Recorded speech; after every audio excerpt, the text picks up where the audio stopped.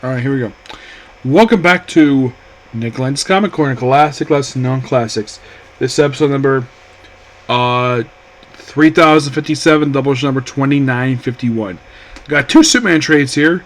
One by Joshua MCO is classic stuff. First up we have is Showcase Presents Superman Volume 4. And also the last Showcase Presents Superman book released. Yeah, this is the last one. Why hadn't that been released? Line was discontinued. That's why.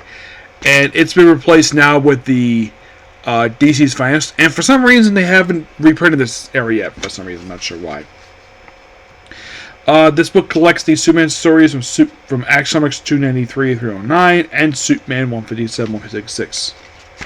So, mostly these are your writers. You have Ed Hamilton, who does mostly put Action Comics 293, Superman 257. So for Action Comics he does 293, 294, 296.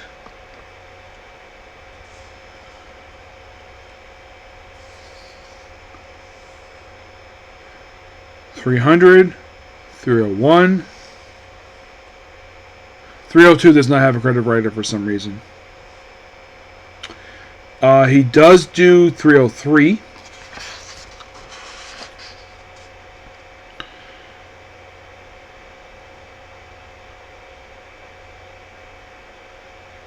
And 309. 307 and 308 have no credited writers. Yep. Other writers you have on these issues. You also have... but Ed Hamilton writes for Superman. He writes the opening story for Superman 157. Let's see. He also does 159. The whole story for that one. Superman 161. Excuse me. Oh yeah, he does the 301. Yes. I'm looking. He does do the opening story for Superman 163. The opening story for Superman 164. And he does do 166. Another writer we have is Leo Duffman, who does... He does basically Action Comics number 297. 298.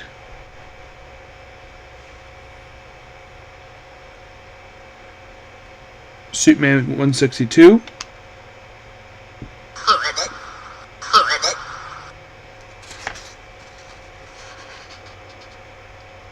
Action Comics 305. And that's it for that one. The other item we have here is Jerry Siegel, one of the co-creators of Superman. So, if you're curious what stories he does, mostly he does backup stories for Superman. He does the backup story in 157, Superman Day of Doom. He writes that one. Let's see. He does do Super Cop Metropolis for 160.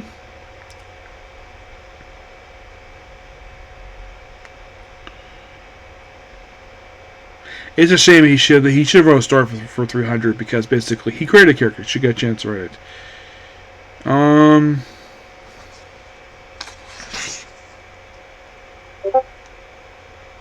No, I guess that was it. The only other writer I see on here is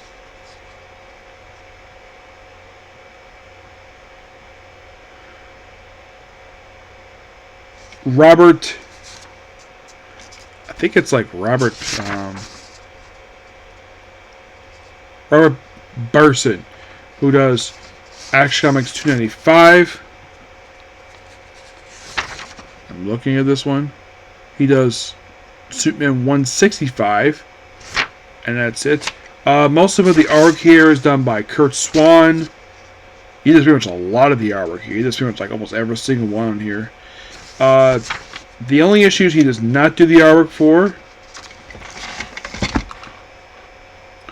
but Kurt Swan's the majority artist here. We have Al Parciso, who does the Action Comics 26, 301. He does the opening story for Superman 161. Action Comics 302. Yeah, this is the story where Perry White becomes Superman for an issue because of Silver Age. He does the backup story for 163. The backup for 164. Action Comics 306. 308. And that's it. So mostly put, they in the Action Comics issues, they most will still have the backup of Supergirl at this period of time. So this is before they switch over to the lead superheroes. So in the case of 1093, it says the cover would be, oh, it's the origin of the Superhorse. That's not the story here for this one. Nope, it's basically, oh, by the way, this book does feature, get this, the original concept for Superman Red Blue. Yes, the original story is in here. And I think it's from issue 1. Let me look up on here because it's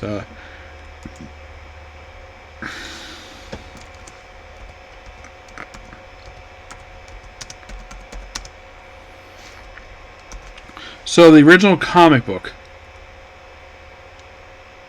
was 162. Yeah. They have that in here. For 393, it's basically, oh, we have Clark and Superman. Yeah, this actually is revealed to be Rip Kryptonite because I'm not surprised because it's a Silver Age. Of course they would have this. For 157, I think this was the issue. I remember there was one issue of Superman that was where it featured the debut of the lead supervillain. This one does not feature it. This one basically is just some prisoner from the Phantom Zone who escapes. That's mostly for what the story is, and Superman has to deal with him. That's the opening one. The backup story is by Genie. Day of Doom is basically a potential, like, predicting a very bad future where Laurie the Monist is basically put on a display. Lightning Lad comes to the future. Yeah, it's a weird one. Yeah, then we finally have, oh, we have Luthor in Action Comics 94. Yeah, Luthor appears several times in here. Like, he appears in several issues in here because, of course, he does. Because it's Lex frickin' Luthor. He appears in about 6 frickin' stories in here. I'm like, Jesus. He appears in a lot. Like, it's fighting him, or he basically is dealing with some. He's probably the most recurring villain you see in this whole frickin' book. Yeah, he is. He is the most recurring villain you see here.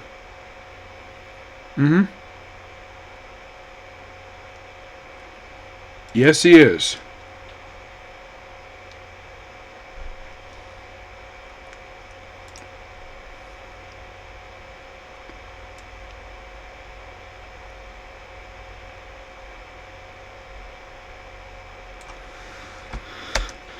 And he appears many times in these issues. If you're curious, for Action Comics, no, that's not it. For Action, he just appears in 259, 267, 270, 271, 270, 75, 277, 279, 282, 286, 282, 284, 300, and 309. For the Superman issues, he just appears in the one published in here. He doesn't appear in the issues in the published one. Nope, he does not. The ones I have read anyways, but he does appear in some of the issues, not all of them. Yeah. So he's like the most recurring villain you get here. And we also get appearances here by Nightwing and Flamebird. And the Airbook, they're kind of retirement. This is basically some early appearances for them. We get their debut here. I want to get this right here.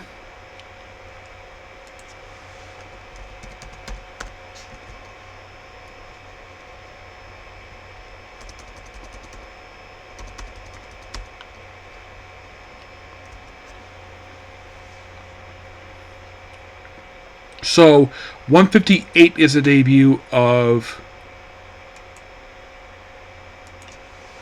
Nightwing.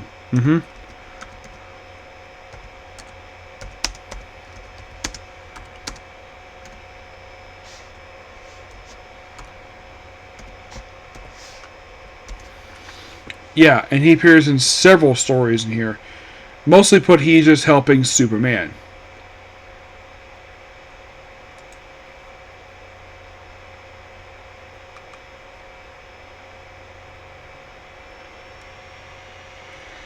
Yeah, that's when Superman becomes Nightwing and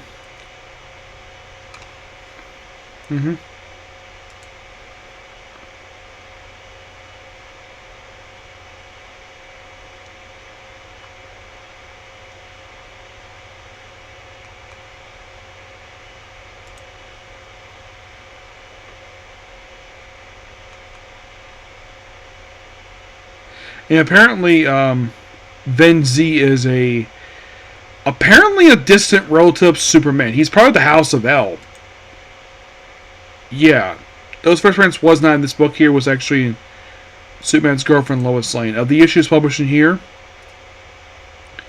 he only appears in Action Comics 309, published in this book here. But as for Superman, he does appear in 158. It wasn't his debut, but he does appear there.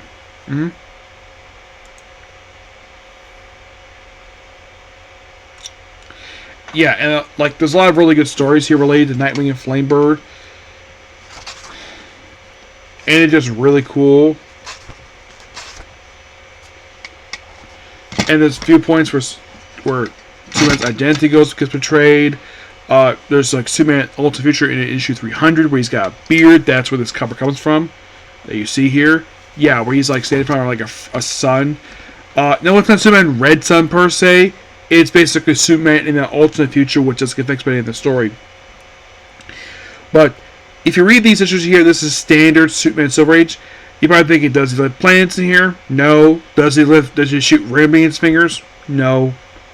But they're technically, if you think about it, the only kind of first, if you think about it, like, do we have any first appearances in these issues, per se, that are standard stuff? For like, at one point, they summoned Superman Emergency Squad, one of these issues. Yeah, they're concept for Superman's pal, Jimmy Olsen. They're in here for 158, 160, 162, and that's it for Superman. For Action Comics, they just appeared in basically 290 to 292, 295. They didn't appear a lot, per se. So in the case of Superman, it starts with issue 157. Right? Yes. So, does 157 have a debut character? Nope. It just Superman finds Jack Stewart, who was a character who technically first appeared in issue of Venture Comics. Yes. Number 289. There's even a story in here at one point in one of the Superman stories. It looked like, basically Jonathan and Martha Kent they do die. Apparently, they come back. So we do get a debut of a device, Xenophone. Basically, it's the best way to describe this thing. It's basically Superman killing people in the Phantom Zone. It didn't appear very much. It just appeared in 157. It also appeared in Action Comics 309, and that's this book here. But that's it.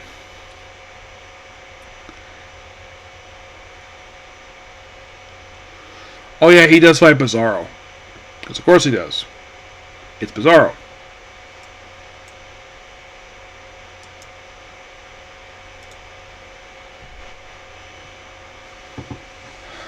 Yep.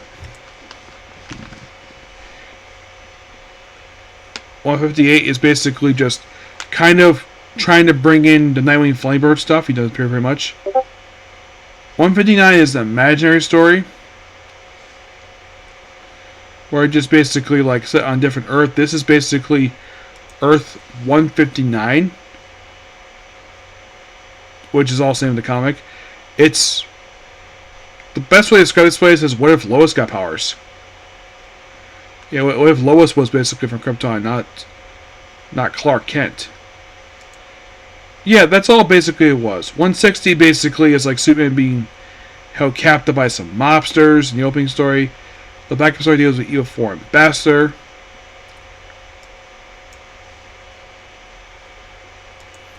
In 161, yeah, Superman goes to war. He gets shot at. Yes, this is one of those stories that does feature Lex Luthor in the back in the opening story. Backup story just takes out some movie, deals with some movie crew. 162, yeah, this is the red and blue story. Yeah, the infamous red and blue story, where Superman gets split into two people for one story. A concept they would repeat in the 1990s that was never finished publishing. We also have this Wonder Man character appears in issue 163, who is just a character who appeared once. Yeah, he was just a one-shot character, and we also, the backup story is another exposure to Ray Kryptonite. In 162, another fight between Superman and Lex. The backup story is simply put, take on another member of the Phantom Zone. This is Ross Crumb, who did return after this issue.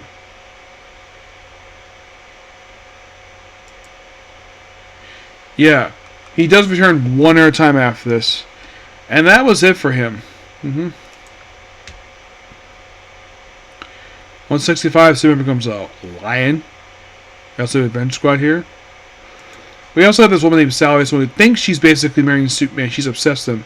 At one point, she thinks her husband Jack is there, but it's just basically just Superman going through amnesia. In case you're curious, does she return? Yes, she does. In 169. Really? Yeah, really. She returns in 169.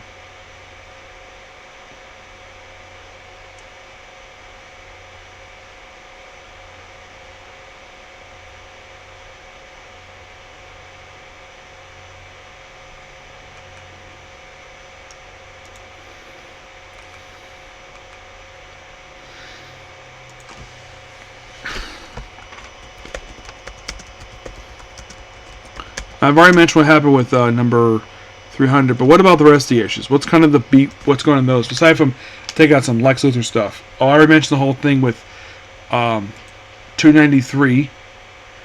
294 is the Lex one. 295 is the whole thing with Superman with chains. Yeah, this is something that we visit in their story, where it's like, if we have code word. Oh, in 296, takes an ants. Yes, frickin' ants, because of the Silver Age.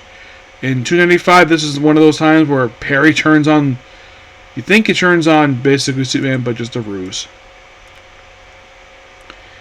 Tonight, another fight with Lex Luthor. Well, you think it's Lex Luthor, but not really.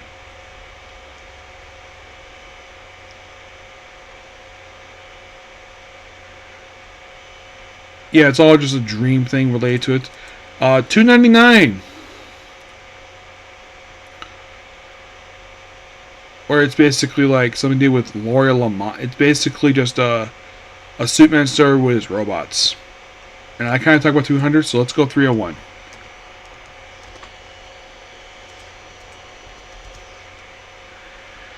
In 301, basically, Superman's put on trial, but for the murder, but don't worry, he's not found guilty. And here's another story. Perry gets powers again. Yep, that's the whole thing with 302. It's another case of Perry getting powers. Oh, let's have Superman take out basically a snake monster in issue 293. But against the appearance by Supergirl. Yeah. One of the rare times she was double duty, being a supporting character in a Superman story while being her own feature. In 304, having a weightlifting competition with aliens. In 305, the best way to explain this one is basically, well, it kind of is a Silver Age explanation of why Superman got his secret identity. In 306, you have a gangster, you have an evil general trying to kill Clark Kent with kryptonite. In 307, it is basically the attempted wedding. It is basically him being targeted by a guy called the Executioner. In 308, he apparently meets Hercules from another universe. And 309, it is mostly put basically being it is mostly put just another Lex Luthor story. But good stuff here. Give the book roughly a 9 out of 10. Next up, basically, we have here is Superman Volume 3 by Joshua Williams. This is called The Dark Path.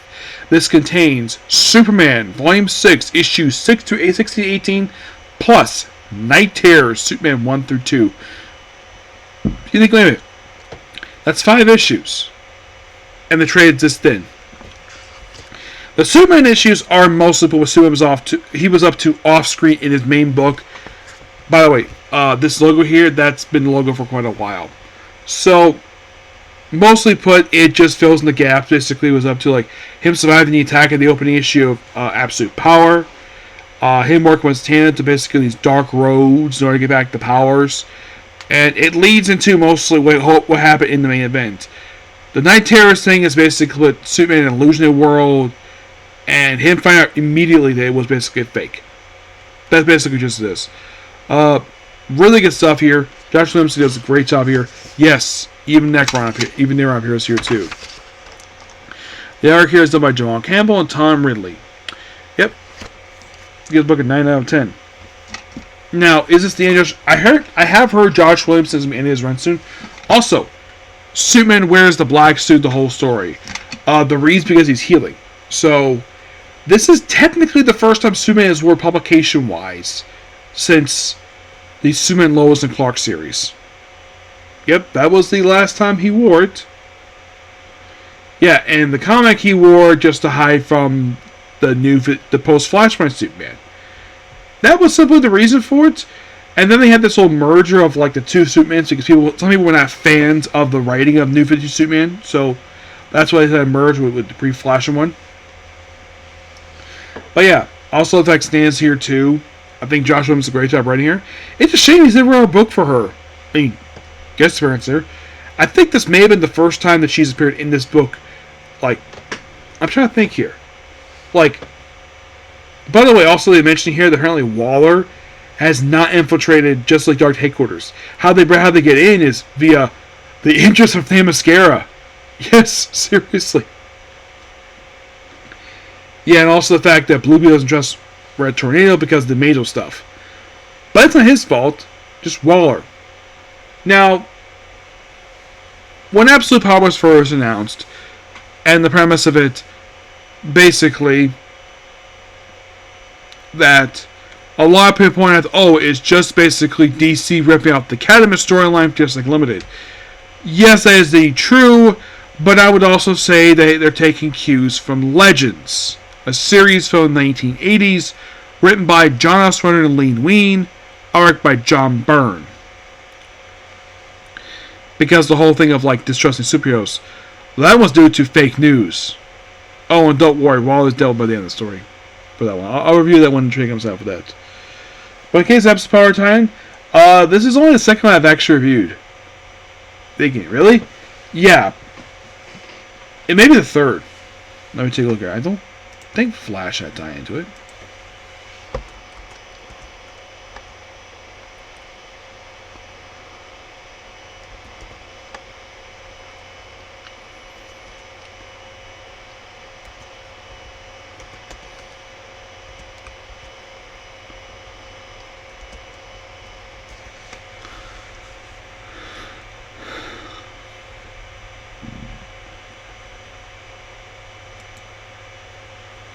I know that the main event was only 4 issues.